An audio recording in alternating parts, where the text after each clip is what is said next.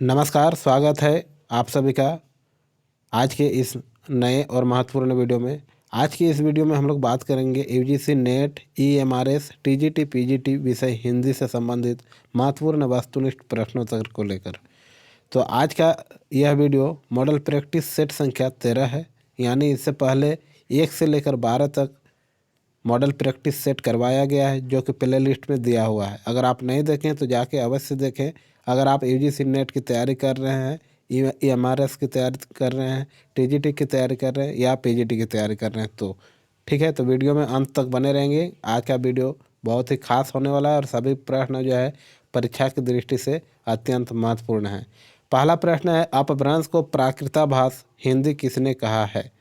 चंद्रधर शर्मा गुलेरी, राहुल सांकृत्यायन, रामचंद्र शुक्ल, हजारी प्रसाद द्विवेदी। तो इस प्रश्न का जो सही उत्तर हो जाएगा विकल्प सी, आचार्य रामचंद्र शुक्ल। अपभ्रंश को प्राकृताभास हिंदी आचार्य रामचंद्र शुक्ल ने कहा। ठीक है, चलिए अगला प्रश्न, प्रश्न संख्या 2।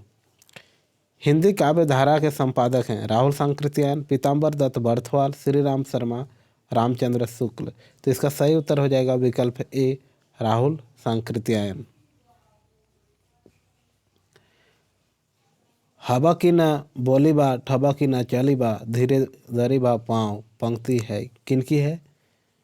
तो इसका सही उत्तर क्या हो जाएगा? विकल्प बी, गोरखनाथ की। आस्त्रीय जन्म काई दिधऊ महेश, अवर जन्म थारिय घना रे नरेश, पंक्ति का संबंध किस कृति से है? तो इसका सही उत्तर हो जाएगा विकल्प सी, विशलदेव रासो। अगला प्रश्न, प्रश्न संख्या 5।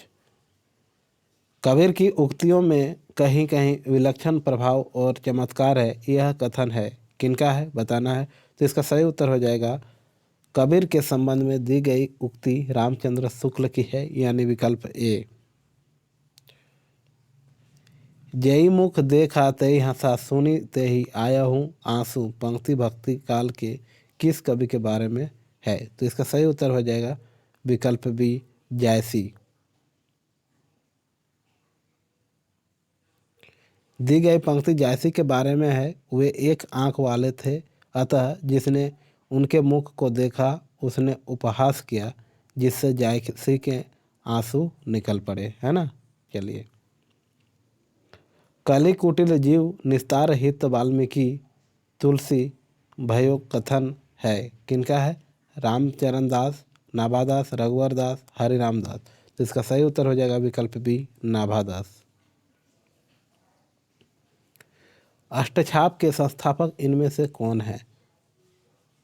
अष्टछाप के संस्थापक गोस्वामी विठलनाथ थे, यानी विकल्प सी इस प्रश्न का सही उत्तर हो जाएगा।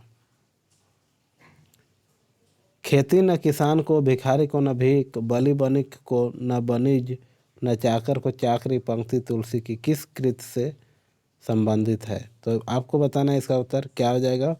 तो इसका सही उत्तर हो जाएगा 9 का बी, कवितावली से संबंध है। जहांगीर जस चंद्रिका रचना किसकी है? तो इसका सही उत्तर हो जाएगा जहांगीर जस चंद्रिका के रचयिता केशव हैं, यानी केशवदास। ब्रजभाषा हेतु ब्रजवास ही न अनुमान कथन रीतिकाल के किस कवि का है? तो इसका सही उत्तर हो जाएगा विकल्प सी, भिखारी दास की।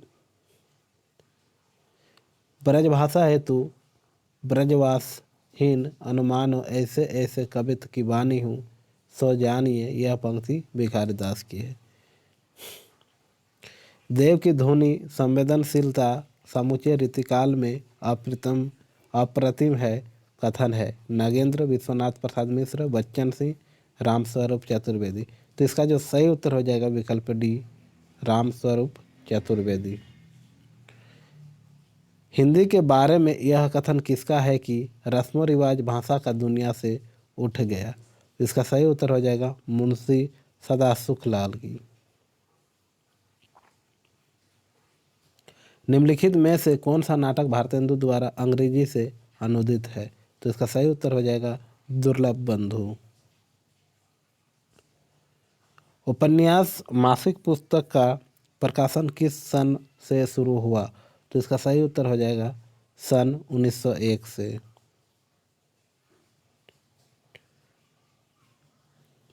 संपत्ति शास्त्र की भूमिका लेख किस पत्रिका में छपा था?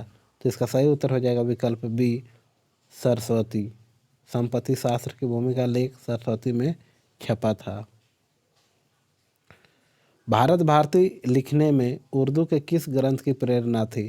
तो इसका सही उत्तर हो जाएगा विकल्प डी, मुसद्दस्से हाली, यानी विकल्प डी 17 का। भारत भारती लिखने में मैथिली शरण गुप्त को उर्दू ग्रंथ मुसद्दस्से हाली से प्रेरणा मिली। छायावाद स्थूल के प्रति सूक्ष्म का विद्रोह है, यह स्थापना किसकी है? तो इसका सही उत्तर क्या हो जाएगा? डॉक्टर नगेंद्र, यानी विकल्प बी। दी गई पंक्ति जो है 19 नंबर आप ध्यानपूर्वक देखेंगे। प्रेम का पयोधी तो उमड़ता है सदा ही निस्सीम भू पर, यह पंक्ति किस छायावादी कवि की है? इसका उत्तर आपको बताना है। तो इसका सही उत्तर क्या हो जाएगा? विकल्प सी, निराला। प्राचीन भारत के भाषा परिवार और हिंदी किस आलोचना का ग्रंथ है? तो इसका सही उत्तर क्या होगा? बताइए जल्दी। तो इसका सही उत्तर हो जाएगा किस आलोचक का है? रामविलास शर्मा का। नागार्जुन के उपन्यासों का सही कालानुक्रम है, बताइए क्या होगा? तो इसका सही उत्तर हो जाएगा पहले रतिनाथ की चाची, फिर बलचनामा, वरुण के बेटे और कुंभीपाक, यानी विकल्प बी। प्रश्न संख्या 22, जीवन काल की दृष्टि से निम्नलिखित नाटककारों का सही क्रम है क्या है? बताइए। पहले भुवनेश्वर, फिर मोहन राकेश, सुरेंद्र वर्मा, मीराकांत, यानी विकल्प सी।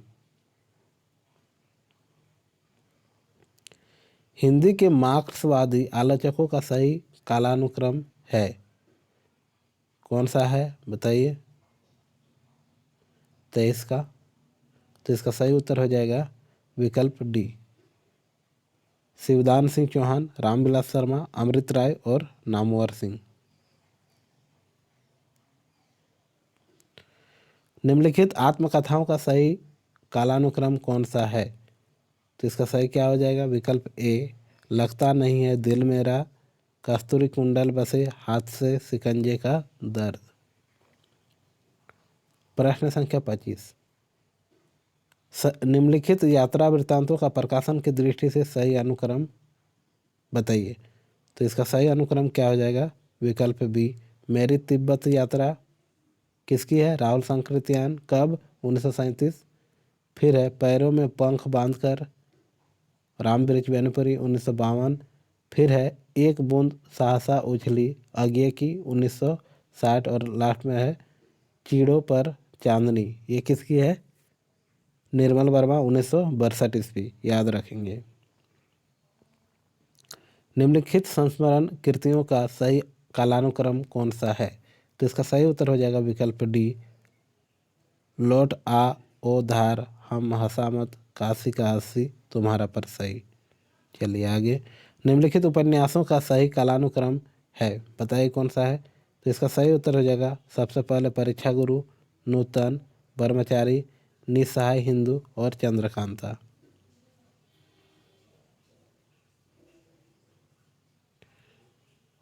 निम्नलिखित संस्कृत आचार्यों का सही अनुक्रम बताइए कालक्रम अनुसार। तो इसका सही उत्तर हो जाएगा सबसे पहले दंडी। दंडी किस में है? बी में और सी में। तो इसका सही उत्तर हो जाएगा सी, 28 का सी, दंडी, जो कि 7वीं सती, फिर मम्मट 12वीं, जयदेव 12वीं, विश्वनाथ 14वीं, सही अनुक्रम है। ठीक है। निम्नलिखित पाश्चात्यवादों का सही कालानुक्रम है, स्वच्छंदतावाद, मार्क्सवाद, अस्तित्ववाद, संरचनावाद, सही अनुक्रम है, यानी विकल्प बी।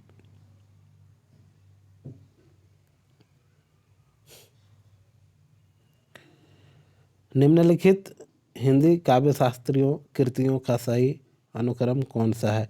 तो इसका सही उत्तर हो जाएगा विकल्प ए, काव्य विवेक, भाषा भूषण, रसराज और काव्य रसायन। निम्नलिखित अलंकारों को उनके वर्ग के साथ सुमेलित कीजिए। बताइए इसका सही उत्तर क्या हो जाएगा। तो इसका सही उत्तर हो जाएगा काव्य विवेचक, चिंतामणि,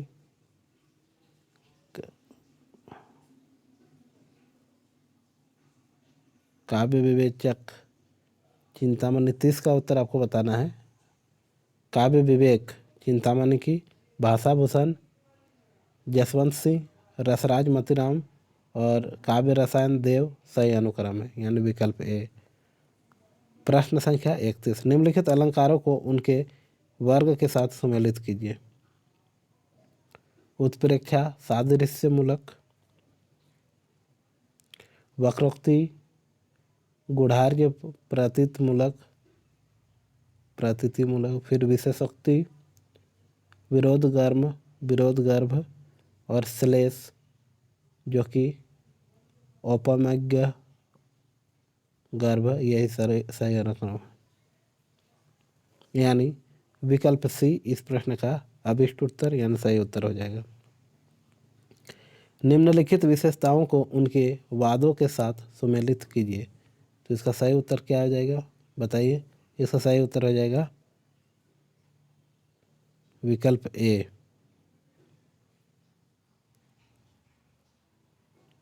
ए का 4, बी का 2, सी का 5 और डी का 1, यानी 32 का विकल्प ए सही उत्तर हो जाएगा। निम्नलिखित पत्रिकाओं को उनके संपादकों के साथ सुमेलित करें। बहुत ही सुंदर प्रश्न है, बताइए इसका उत्तर क्या हो जाएगा। भारतेंदु, बालाबोधिनी, धर्मवीर भारती, क्या हो जाएगा बताइए। धर्मयुग, प्रताप नारायण मिश्र, ब्राह्मण पत्रिका, बद्री नारायण चौधरी यानी प्रेमधन, इसका क्या हो जाएगा बताइए जल्दी। आनंद कादम्बिनी, यानी विकल्प कौन सा सही होगा, 20 सही हो जाएगा। अगला प्रश्न, प्रश्न संख्या 34, फिर से रचनाकारों को सम्मिलित कीजिए। भूरी भूरी खाक धूल, ये मुक्तिबोध, गंगा तट, ज्ञानेंद्र, स्त्री मेरे भीतर, पवनकरण, फिर है इस पौरुषपूर्ण समय में, इस पौरुषपूर्ण समय में कात्यायनी, यानी विकल्प कौन सा सही हो जाएगा बताइए। डी, 34 का डी सही उत्तर हो जाएगा। फिर से मिलान करना है। कविता के नए प्रतिमान नामवर सिंह, आलोचना के मान क्या हो जाएगा शिवदान सिंह, नई कविता के प्रतिमान लक्ष्मीकांत वर्मा। इस प्रकार इसका जो सही उत्तर हो जाएगा 35 का सी। निम्नलिखित इतिहास ग्रंथों को उनके लेखकों के साथ सुमेलित करें। फिर से तो इसका सही उत्तर क्या हो जाएगा बताइए आप। हिंदी साहित्य का दूसरा इतिहास बच्चन सिंह, 1 का 4। हिंदी साहित्य का उद्भव और विकास आप जानते ही होंगे, हजारी प्रसाद द्विवेदी। हिंदी साहित्य का आलोचनात्मक इतिहास बताइए, रामकुमार वर्मा। और हिंदी साहित्य का आधा इतिहास सुमन राजे, यानी ए का 4 बी का 1, ए का 4 बी का 1, ए का 4 बी का 1, विकल्प सी इस प्रश्न का सही उत्तर हो जाएगा। निम्नलिखित निबंध संग्रह को उनके लेखकों के साथ सम्मिलित करें। त्रिशंकु, अज्ञेय, ठेले पर हिमालय बताइए, धर्मवीर भारती, कस्तूरी मृग, कस्तूरी मृग, कस्तूरी मृग किसका है बताइए? कस्तूरी मृग शिव प्रसाद सिंह। और शब्द और स्मृति, शब्द और स्मृति निर्मल वर्मा। इस प्रकार 37 का डी सही उत्तर हो जाएगा। चलिए आगे। निम्नलिखित नाटककारों को उनके नाट्य कृतियों के साथ सुमेलित करें। मीराकांत, यहाँ मृग, कुसुम कुमार, दिल्ली ऊंचा सुनती है, मृणाल पांडे, जो राम रचि राखा, और शांति मल्होत्रा। तो इसका क्या हो जाएगा? ठहरा हुआ पानी। यानी 38 का विकल्प सी सही उत्तर हो जाएगा। फिर से मिलान करना है काव्य शास्त्रियों और उनकी कृतियों पर। I A Richards, the philosophy of rhetoric. दूसरा है William Empson, 7 types of ambiguity. फिर है John Crowe Ransom, God without thunder. और Allen Tate on the limits of poetry. यानी इसका जो सही उत्तर हो जाएगा बताइए क्या होगा? विकल्प बी।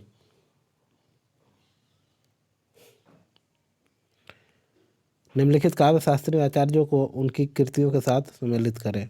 फिर से तो इसका सही उत्तर हो जाएगा राजशेखर काव्य मीमांसा,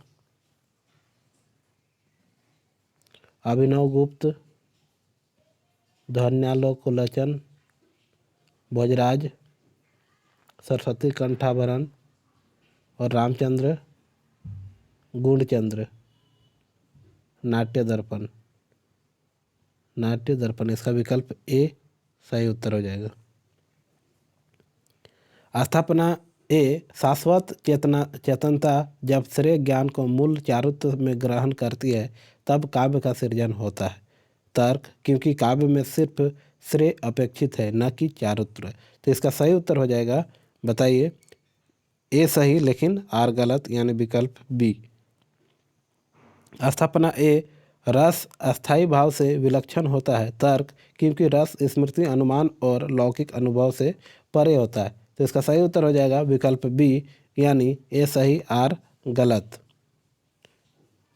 आगे बात करते हैं प्रश्न संख्या 43 की। स्थापना ए क्षुद्र भावों के विवेचन द्वारा त्रासदी नैतिक प्रभाव उत्पन्न करती है। तर्क, क्योंकि नैतिक प्रभाव उत्पन्न करने के लिए किसी भाव की जरूरत नहीं होती है। इसका सही उत्तर हो जाएगा 43 का सी, ए सही आर गलत। स्थापना ए रसात्मक वाक्य ही काव्य है। तर्क, क्योंकि हर काव्य रसात्मक होता है इसलिए वह काव्य कहलाने के योग्य होता है। इसका सही उत्तर हो जाएगा 44 का डी, ए सही आर गलत। 45 का ज्ञान राशि के संचित कोश को साहित्य कहते हैं क्योंकि साहित्य में हृदय के लिए कोई जगह नहीं है। तो इसका सही उत्तर हो जाएगा ए गलत, आर भी गलत।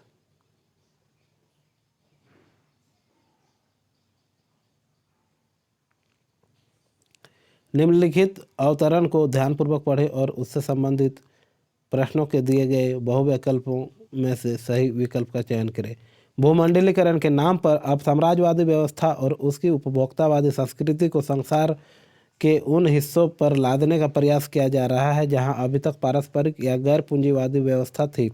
अपने हित की रक्षा में अपने चरित्र के कारण पूंजीवादी कहीं भी अनियोजित विकास ही करता है। इससे क्षेत्रीय विषमताएं उभरती हैं और जहां भी इसका पैर पड़ता है वहां संपन्नता और विपन्नता के समूह विभाजन होता है। इससे हर जगह आंचलिक या समूह के बीच संघर्ष उभरते हैं।